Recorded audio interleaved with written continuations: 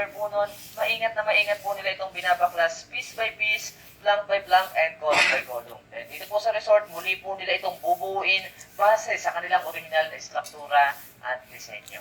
At lahat po ng mga bahay dito po sa resort, ipinangalan po sila base kung saang lugar sila natagpuan o nakuha. Okay? So sa kayo, meron na tayong 63 houses dito. 41 po doon ay mga original at yung 22, kombinasyon siya ng replica at archival houses. Pero huwag po kayo mag-alala kasi sa 63 bahay, piling mga bahay lang naman yung ating pupuntahan at papasokin. Hindi naman po lahat. At para nga po sa ating unang bahay na bibisitahin, sisimulan po natin ito. Dito po mismo sa bahay na ito kung nasaan tayo ngayon. Ito po yung ating Casa Lubao from Lubao, Pampanga. Isa po ito sa ating pinakabatang bahay na nailipat dito. Naitayo po itong ating Casa Lubao year 1920 sa pagmamayari ng mag-asawang sina Mr. Valentin Arastia at Francisca Salgado.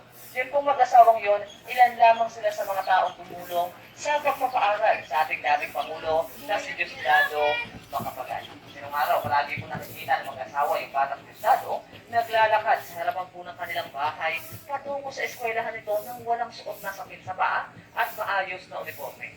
Kung kaya't nagpasya po yung mag-asawa na tulungan yung bata at kanila po itong pinaglakan. At bilang kapalit naman nga ng kabutihang loob ng mag-asawa sa bata, yung ina nito na si Romana Pangan ay nanilbihan bilang wet nurse at labandera sa pamilya ng Arastia. Okay? At bukod pa po dyan, bago naman magsimula yung ikalawang digmaang pandaigdigan, may mga Hapon na noon dito sa ating bansa upang mag-istorya. At isa po dito ay namasukan bilang driver sa pamilya ng Arastia. Kung kaya po sumiklab na nga po yung ikalawang digmaang pandaigdigan at yung mga sundalong Hapon ay naandito na sa ating bansa, ang bahay po na ito ay ginawa nilang garrison noon or headquarters. At noon po, may ugali yung mga Hapon na kapag yung bahay kanilang ginamit, bago nila ito lisanin, kanila po itong sinusunog kasama na ng mga nakatira dito. At nang tangka na nga po nilang susunugin yung bahay, sila ay pinigilan ng kanilang colonel na siya pala mismong nanilbihan bilang driver sa pamilya ng Arastia. Hindi po niya hinayaang masunog yung bahay at masaktan yung may-ari nito dahil ayon sa kanya, sa 10 taon niyang paninilbihan bilang driver sa Arastia family, ay tinuring na siyang kapamilya ng mga ito. So bilang ganti, hindi niya po hinayaang mapahamak yung Arastia family. Okay? At ngayon nga po na mailipat na po itong bahay na ito dito sa Las Casas, yung ground floor po nito nagsisilbi na siyang salon de juego or game room. Mamaya after the tour, if you have free time at gusto niyo maglibang, maaari kayo bumalik dito para po makapaglaro ng ilang mga laro sa loob. Meron po tayo ditong chess, billiards, sungka, at dito din po nakakapag-avail ng ilan sa ating mga activities like Kalesa Ride, Balsa Ride, and Hotel de Oriente Viewing. At yung ikalawang palapag po naman po ng bahay, isa po ito sa ating mga show houses. Tara po, akit po tayo sa ikalawang palapag ng bahay, bisitahin natin yung ating unang bahay. Dito po tayo.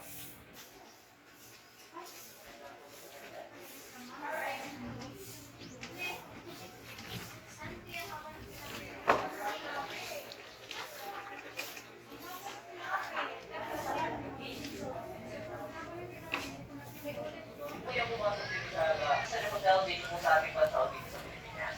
Naitayo po yung original na Hotel de Oriente taong 1889 sa pagpapay-ari ni Miguel Amatria sa may Binondo, Manila. Excuse me, sir? Are you going to join the tour too? Yes. Can you understand Tagalog? No. No? Our tour will be in English now.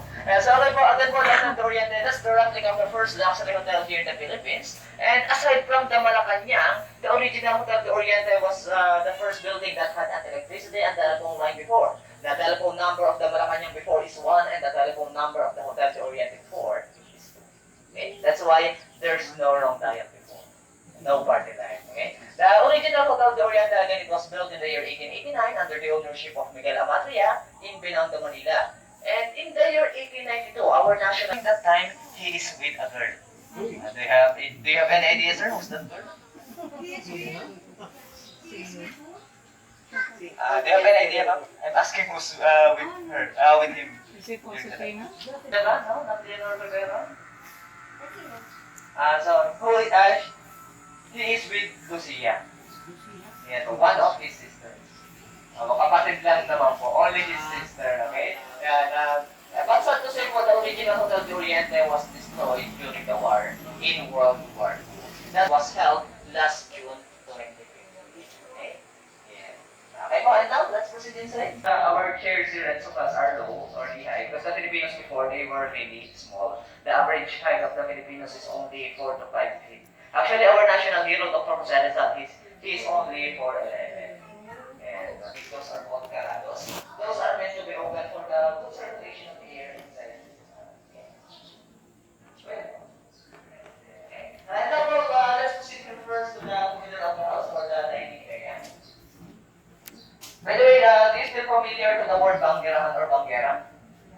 So, banggerahan, that is our sink before kitchen sink or lavabo in Tagalog. And here I will show you our banggerahan.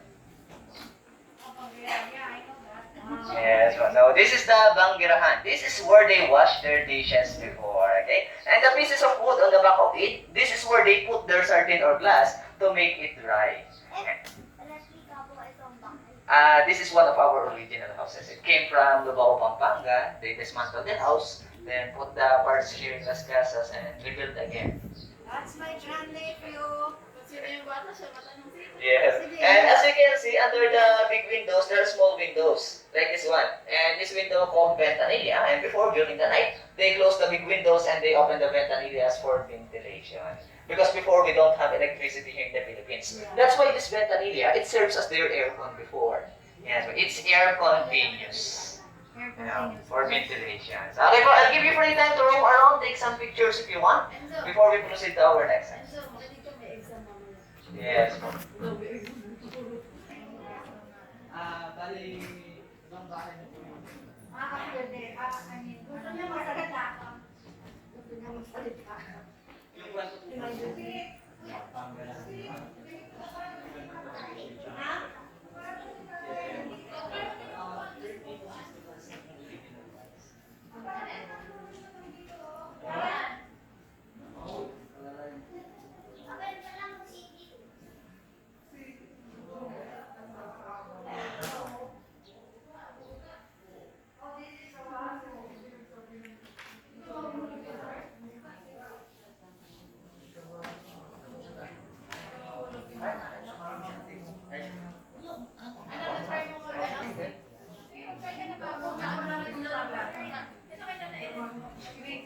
first footbridge in Paris, the Pont Neuf.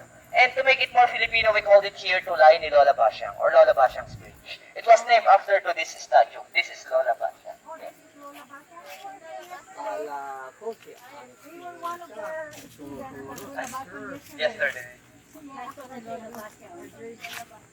And by the way, that river, it's a natural river here in Bagac. That is the Umabog River. And that river is connected to our sea, the West Philippine Sea. And that part of the river, that is the brackish water. This is where the salt water from the sea and the fresh water from this river are mixed or combined together. Brackish water in English, but here in Bagac we call it in Tagalog as wawa. And in some places here in the Philippines, they call it as alapang. Tubig, alat, and tapang. That's why alapang. Here in Las Casas, that is the replica of the St. Joseph Cathedral in Balanga, Bataan. It is not finished until now, but it's already functional. We use the church for the weddings here in Las Casas. And for our next house, this one, so let's proceed here. Or let's proceed first to the courtyard of this house.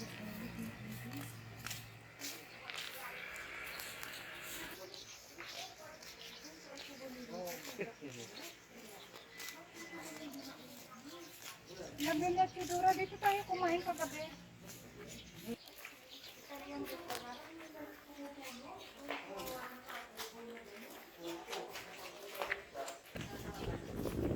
So for my group, let's get it up here. Ito yan, dito yan. Ito na yun. Doon yung door.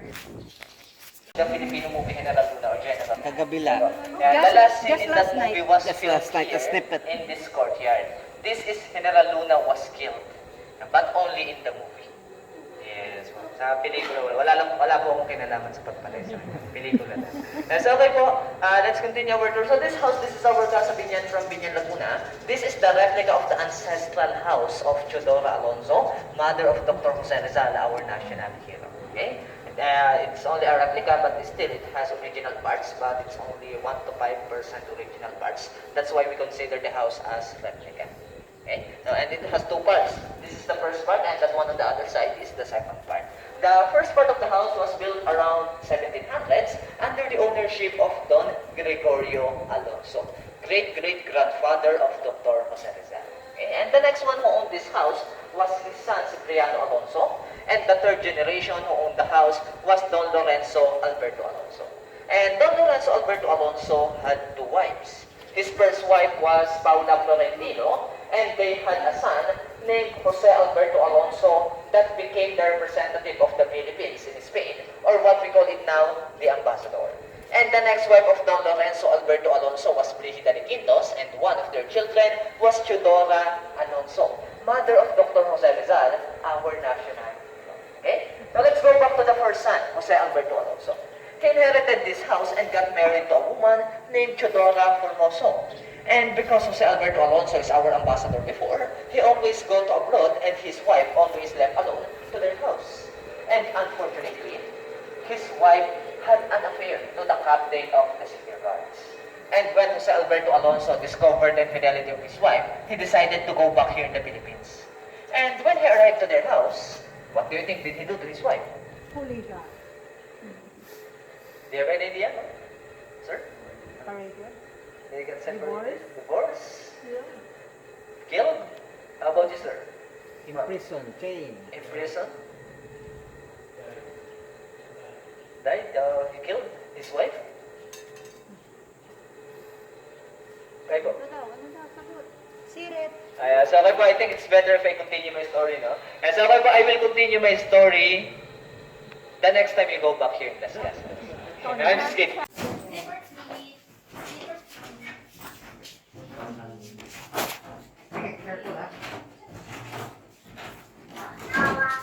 wait for the other markets. So okay po. Di po pala siya ng marites, no? Because it's not a likeness anymore. That's why it's not marites. It's marilu. Kasi luma na daw po. So okay po, but here in Las Casas, actually, we didn't call it marites or marilu. We called it to this house. He confronted his wife, and here in this room, he imprisoned on. Imprisoned his wife here in this room. Okay? And Chidora Alonso, mother of Dr. Jose Rizal, is the only one who brings food for her every day. And one day, while Chidora Formoso was being imprisoned to this room, she wrote a letter. And in her letter, she indicated her that she was being imprisoned by her husband, and she accused Chidora Alonso that she was poisoning by her by the meal she received every day. And she dropped the letter in the window. And one of the civil guards found the letter. And because her affair is with the captain of the civil guards, the authorities immediately got informed, and they arrested Jose Alberto Alonso and Chidora Alonso, and the siblings were in prison. And one day while the siblings were in prison, there was an occasion in Binyan. And in that occasion, there was a little girl who danced gracefully. And at the same time, the Spanish Governor General was on the same occasion, and he saw the little girl dancing and got amazed to her talent. So he asked the little girl what she wants, and he will give it in exchange of her dancing. But the Spanish Governor General was unaware that this little girl was the youngest daughter of Chidora Alonso, named Bea Alonso. I'm just kidding. Bea Alonso is a famous actress here in the Philippines. She's not the youngest daughter of Chidora Alonso. And sabi ko, do you still remember the youngest daughter of Chidora Alonso or the youngest sister of Dr. Jose Rizal? Kapag yun po yan? The youngest sister. Sabi ko, the youngest sister of Dr. Jose Rizal is Soledad. Soledad or Soleng. That's why the young Soledad asked for the freedom of her mother and her uncle. And after 2 years of being imprisoned, the siblings were set free.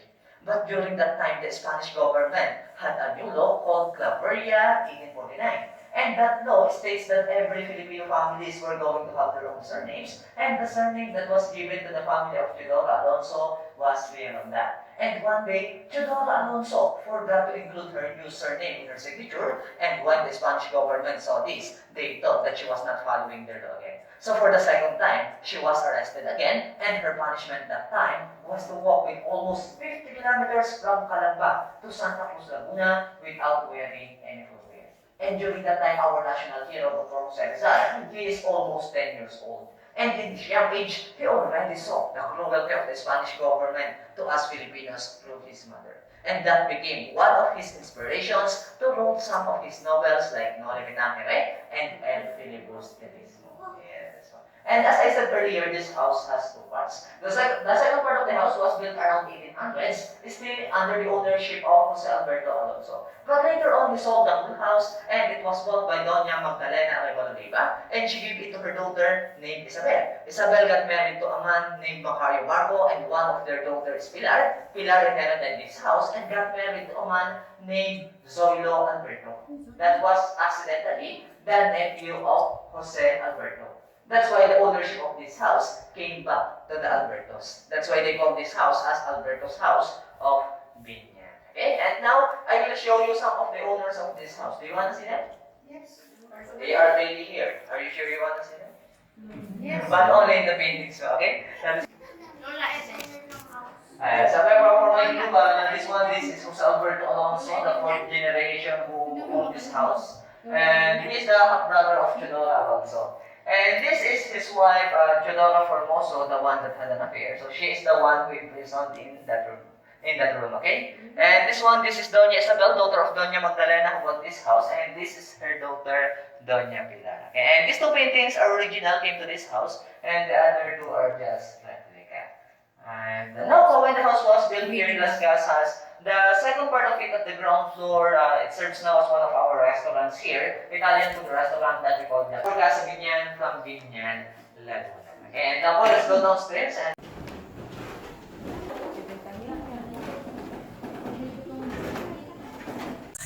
this house was owned before by Captain Fernando Bertalion, and Captain Fernando had two wives. This first wife was Carmen Bertalion, and they blessed only 9 children. Only 9 because later on Carmen died, and after a year, Capitan Fernando already moved on. And he got married again to Angela Nunez, and they blessed 1 dozen of children. That's why Captain Fernando had a total of 21 children. Okay, and as of now, this house, it serves as one of the private house of the family Acuzar. Once again, Casa Baliwag Una from Baliwag, Bulacan, and for our next house, this way please. One of our rental houses here consists of 3 rooms. And for our next house that we are going to visit is our Casa Quiapo from Quiapo, Manila. Again, this is our Casa Quiapo from Quiapo, Manila. It was built in the year 1867 under the ownership of Don Rafael Enriquez. And it was designed by Felix Rojas y Arroyo, the first Filipino who practiced architecture.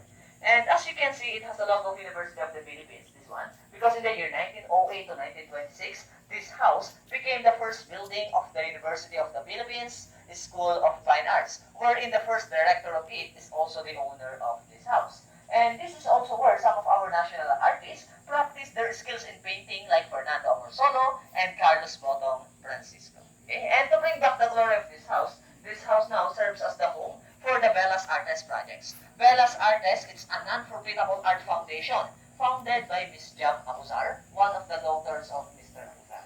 Miss Jam invited an artist from different countries to collaborate with our local artists here in Las Casas to make an exhibit that we are going to see inside this house. Yes. But before we go inside, I have a few reminders. First, we are not allowed to touch any of the exhibits, and we are not allowed to go near the exhibits. You can take pictures, but no flash, please. So please turn off the flash of your camera, okay? And before we go inside, first I would like to show you the old version of our CCTV here in the Philippines. Okay po, do you believe that this house had a CCTV before, way back 1860s? And during that time, it's already HD CCTV. Do you believe me? And so, okay, for you to believe me, I will show you. Come closer, please.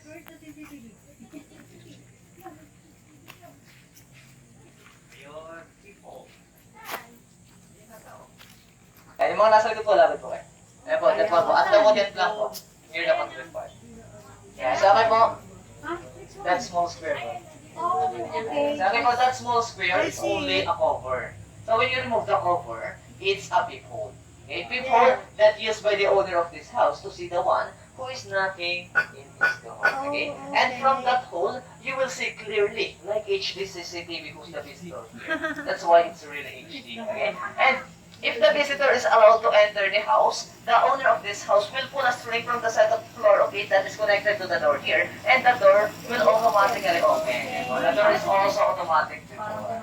But if the visitor is not allowed to enter the house, he pour water from that pool. Okay. And sometimes urine. So Again, that's the old version of our CCTV here in the Philippines that we call here in Las Casas CCTV. So because CCTV lamang po tayo, okay? Now, Eva, let's proceed inside. We are not allowed to touch any of the artworks. And please be careful of the artworks. Huwag mo natin sabihin yung mga ito. You can take pictures but don't touch this, okay? So okay po.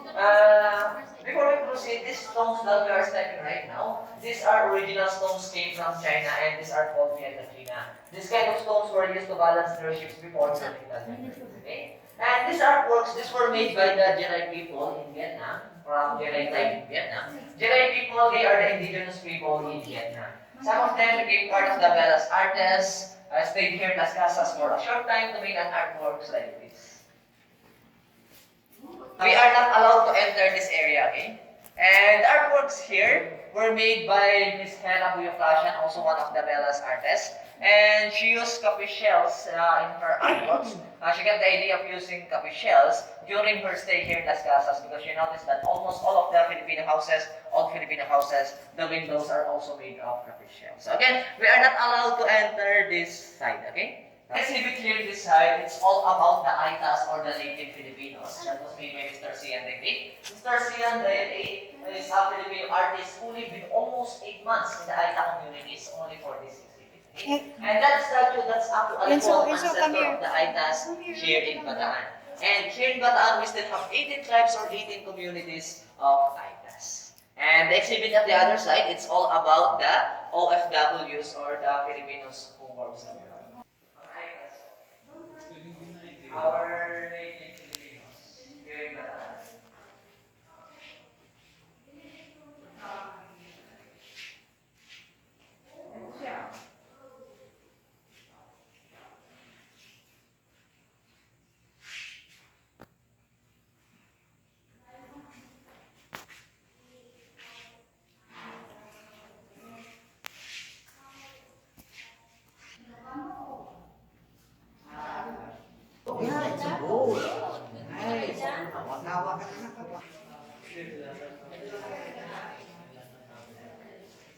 Typical structure of the houses in Tondo, Manila before, way back 1900s. And here in Las Casas, our Casa Tondo also serves as one of our rental houses, consist of 3 rooms. And that house, the other side, that's our Casa Megawayan from Megawayan, Pampanga, in the year 1913, under the ownership of Mr. Teodoro Escoto. And in the year 1950, it was bought by Mr. Rogelio Urucha, and the house was transferred from San Fernando, Pampanga to Megawayan, Bulacan.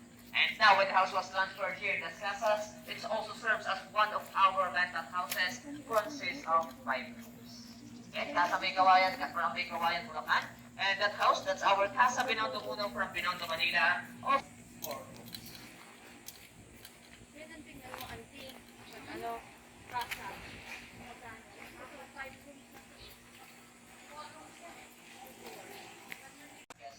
It was built in the year 1839 under the ownership of Don Antonio Maxino. And this house, this is the first Bahay Amador stone house that was built in Unisan, Quezon before. And before, if you said that your house was made up of stones, it means that you are one of the rich people who live in your town. Because before, the stones were more expensive than foods. Okay? And as of now, our Casa Unisan, it serves as our Filipino food restaurant that we call Kusina Hinanay Matiyan. Again, Casa Unisan from Unisan, Quezon, and the house on the other side, that's our Casa Candaba was built in the year 1780 under the ownership of Don Policarpio Pinayo. And in the year 1961, our Casa Candaba became historical because it was used by our national artist for film, Direk Jerry Leon, for his immortal epic movie, Danodeme Tangere, one of the novels of our national hero, Dr. Jose Rizal, wherein that house serves as the house of Kapitan Tiago and Maria Clara in the said movie. Again, our Casa Candaba from Candaba, Pampanga, and for our next house, that one, that's our Casa Mexico that also came from Pampanga. And that house, that is the only house here in the original location because the parts of that house were found dismantled in a junction. So when they transported the parts of the house here, how they are going to rebuild the house since no one of them saw the house as a whole. So first, they did a research about the house and they found an old picture of it and they use it as their basis to rebuild again our Casa Mexico. Again, our Casa Mexico from Mexico Pampanga. Okay, but for our next house, let's move right here. Instituto de Manila for their elementary and secondary classes. And when the Instituto de Manila transferred to Sampaloc, Manila, they became known as the University of Manila or UM until full butler service, standard cocktail and breakfast that cost 169,000 pesos per night. The whole household. And so again, that's our Casa Bizantina or Casa Binondo Press from Binondo, Manila. And for our next house, that's our Casa Haindos from Jaén, Nueva Ecija. Our Casa Haindos was built in the year 1898 under the ownership of Emmanuel Reyes Esquivel and his wife Anastasia Aquino. And as of now, our Casa Haindos, it also serves as that one. And our Casa Haindos, it also serves as one of our rental houses, consists of 5 rooms. Okay? And that long building that you can see, that's our Paseo de la Escolta. It is a replica of a hotel in Escolta, Manila, way back 1900s. That's why that also serves as was one of our hotels here in Las Casas. Okay? So again, our Paseo de la Escolta from Escolta, Manila. And this one, the color white one, this is our from Jaén, Nueva Ecija. Our Casa Jaén Uno was built in the year 1901 under the ownership of Don Hilarion Santiago Esquivel. And this house called the White House of Jaén, not because the color of the house is white, but because the first mayor of Jaén used to live in this house. And as you can see, in the upper corner of the roof of the house, there are some crown-like structures called acroterion or crown calados. Those are status symbols before, which means this house belongs to a rich and prominent family. So when you go back to your home, you can put acroterion on your house. It's for the rich people. Yes. So okay po. And again, Casa Jaén Uno, this is where you can find the Batis-inspired swimming pool.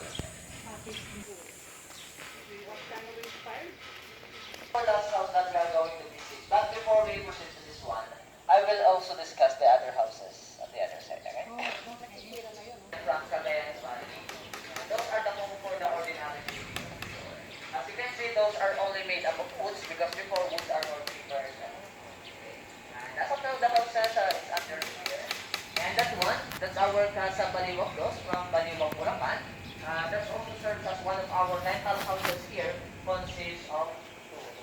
And for our last house, this is our Casa Luna from Luna La Union. Under the ownership of Don Primitivo Luvicio, uncle of the famous Luna brothers. Antonio Luna, one of our generals before, and Juan Luna, one of our Philippine Master of Arts. Luna La Union is done na Magpaman La Union before. They just changed its name in the year 1906 to give tribute to the Luna brothers. And during World War II, this house became the headquarters of the United States Armed Forces in Northern Luzon, and one of the meetings that they held here was the plan on how to capture General Tomoyoki Yamashita, leader of the Japanese soldiers before. And in the year 1970, one convention was held in this house, and their guest of honor before was our late President Ferdinand Marcos. And later, as we enter this house at the second floor of it, we are able to see a bulada. Bulada is a narrow pathway in the side corner of the house, and it serves as a passage for one kind of our servants before. And so, okay po, do you still remember our two kinds of servants here in the Philippines? Yes, for the aliping sa gigilid or the side servants and? Alipin sa gagad. Sagad. Ano ba yun? Binabahay, hindi po. Hindi po binabahay. Namamahay. Ayan, iba po yung aliping ibinabahay. Ayan, pangatlo daw po yan. Tatlo na nabago na po ba. So okay po, the aliping sa gigilid or the side servants and the aliping namamahay or the in-house servants. So that's those are the two kinds of servants of the Filipinos before. Okay, so the aliping sa gigilid or the side servants, they are the one who use the bulada because they are not allowed to go inside the house. Only the aliping namamahay or the in-house servants are allowed to go inside and serve face-to-face to their master. Yes, well, literally sa gilid lang po talaga. And now, when the house was transferred here in Las Casas, the second floor of it serves as the museum for the antique collections of Mr. Acuzar. So, okay po, let's go upstairs. Let's visit our last house.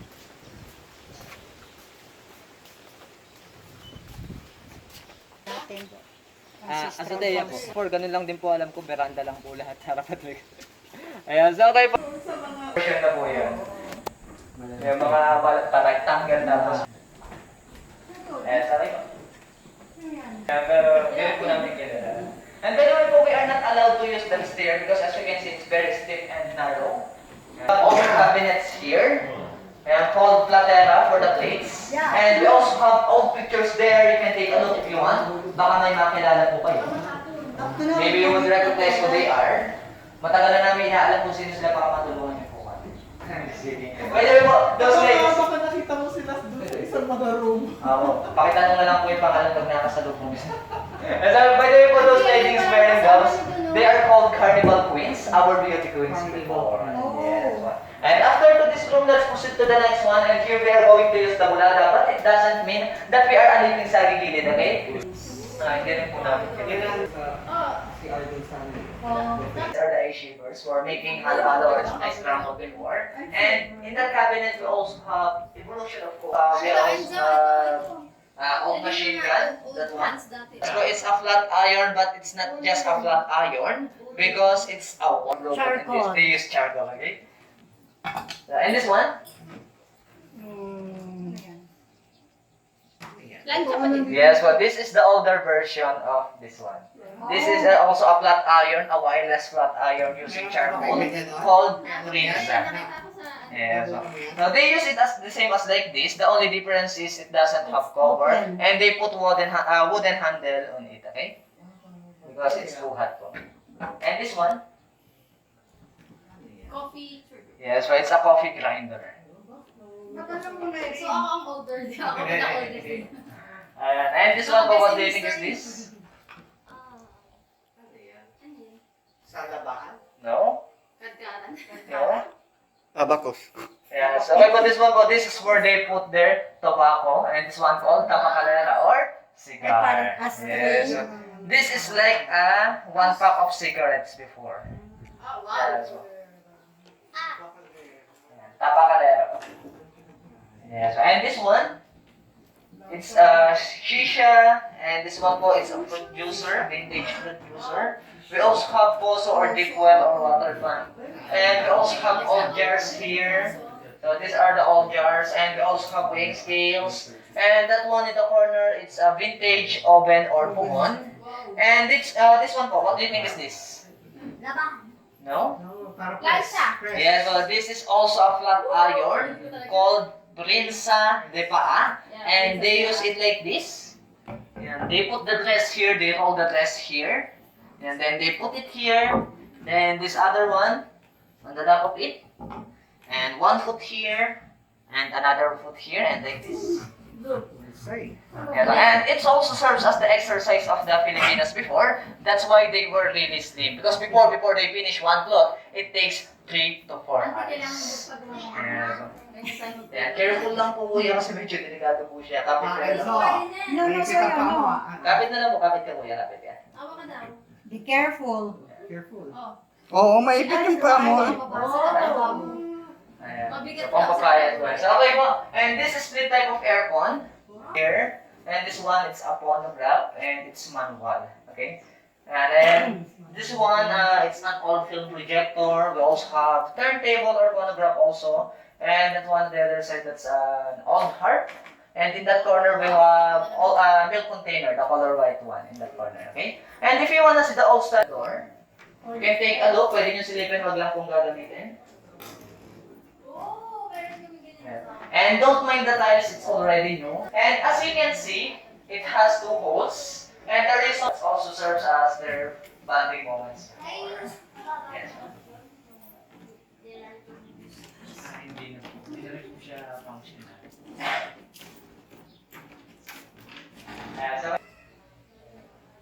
Ganyan talaga. And it goes like this. There's an impact and love when combined together. It gets beautiful when being taken care of, but it deteriorates when neglected. In each of the houses here have their own feelings and characters. There's also money in rush in protecting our nature and environment. Once again, my name is John Patrick, your tour guide, and this is our Las Casas Filipinas de Acuzar, our pride in the past, and hope for the future. Thanks for joining my tour. I hope you enjoy our tour and enjoy your stay here in Las Casas. Maraming salamat po. Thank you.